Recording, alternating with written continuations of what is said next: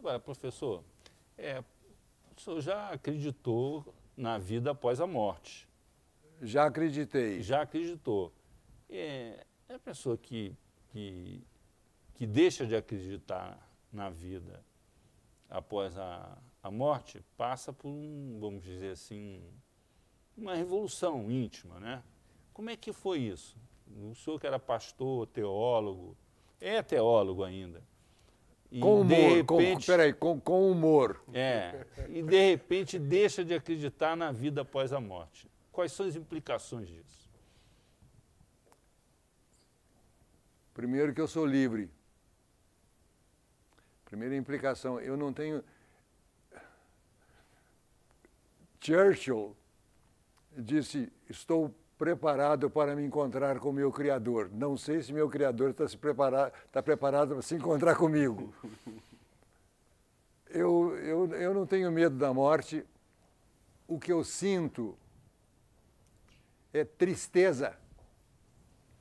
Isso, eu sofro demais. A vida é muito boa, há coisas lindas.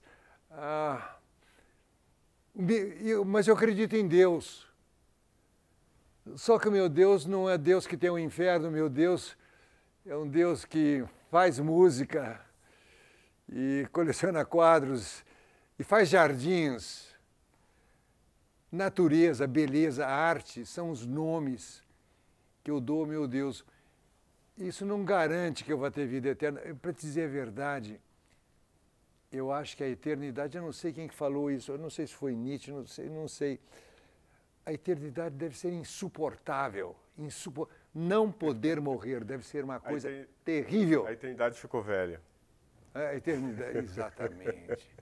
Ficou velha. Eu não sei. Epicuro dizia algo muito parecido. Ele dizia que a morte não é dolorosa. O doloroso é a espera da morte. E me contaram o caso de um sujeito que tinha um terror tão grande da morte que ele cometeu suicídio só para se valer desse terror anterior à morte. Eu queria fazer uma pergunta, aproveitando a pergunta do Gabriel, não sobre a morte, mas sobre a própria existência. Isso aparece na origem da tragédia do Nietzsche, quando ele se reporta a Silenos, que era o grande mestre de Dioniso, e o Silenos dizia... perguntado pelo rei Midas, né, o que era melhor para o homem. Aí ele fala, ó, estirpe miserável, filhos do acaso, porque perguntas o que não pode saber. E aí diz, o melhor para o homem é não existir. E uma vez tendo nascido, ter uma vida breve. Depois isso aparece no Édipo em Colono, novamente a mesma colocação. Assim, há ocasiões, né, que a vida nos mostra que o melhor é não ter nascido. E depois o Cioran, né, enfim, um grande pensador romeno, vai dizer a mesma coisa num livro chamado O Inconveniente de Haver Nascido. E aí é muito interessante porque quando você se dá conta de que todos os problemas que existem na vida, inclusive o da morte, se dá porque você nasceu, né, só tem uma única saída, que é a alegria de estar vivo. Tem uma solução trágica também. É por fim a sua própria vida. Ou você opta pelo suicídio, pela eutanásia, por fim a sua própria vida, ou você opta por essa coisa louca, maluca, de se embriagar com a alegria. Eu quero me embriagar com alegria. E tenho muita tristeza porque o tempo está passando e já o horizonte... Como é que diz a Cecília? Com que tristeza o horizonte há visto, aproximado e sem recurso. Que pena a vida ser só isso. Ela também concordava comigo. Para escrever isso, ela não podia acreditar em Deus. O Saramago também tinha uma expressão belíssima, né? O que é a morte, Saramago? Morte é simples, um dia se está, depois não se está mais. Mas há outros poetas que também trazem uma outra visão, né? Você que é um irmão de alma do Murilo Mendes, da Adélia Prado. O Murilo Mendes tem aquele verso em que ele diz, eu existo para assistir ao grande teatro do juízo final, quando tudo vai acontecer. Esses poetas que você conhece tão bem, que você ama tanto, Adélia Prado, e que tem uma fé nessa vida, né? Como aquela brincadeira dos dois gêmeos que estão dentro da barriga da mãe, e um pergunta para o outro, será que existe vida depois do parto? Né?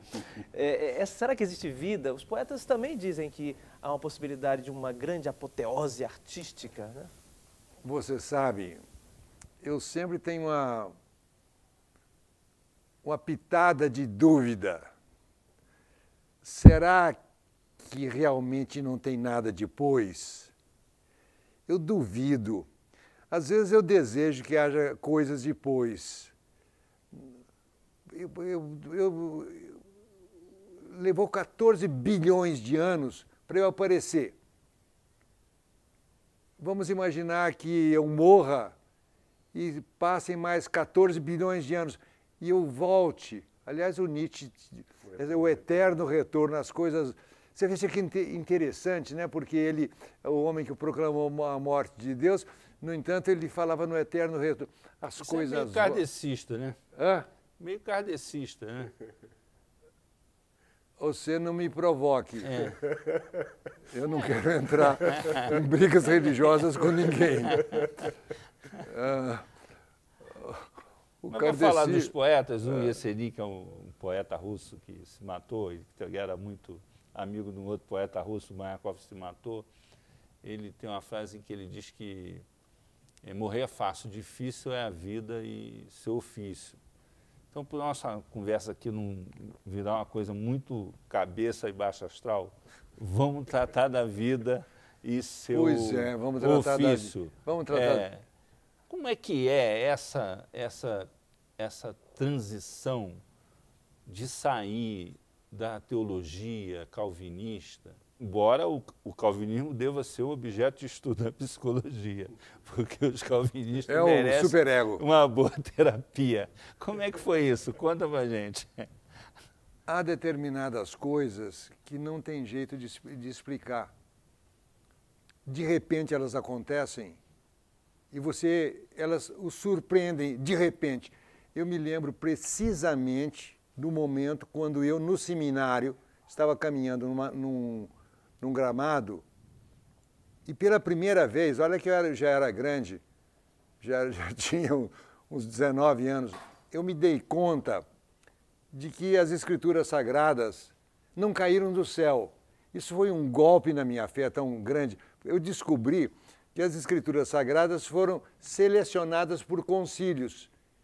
Então, aquela fé em que as Escrituras Sagradas eram a palavra de Deus, palavra a palavra, aquela fé caiu de repente. E, de repente, eu fiquei sem minha tábua de salvação, fiquei sozinho flutuando no meu mar. Aí eu aprendi a nadar.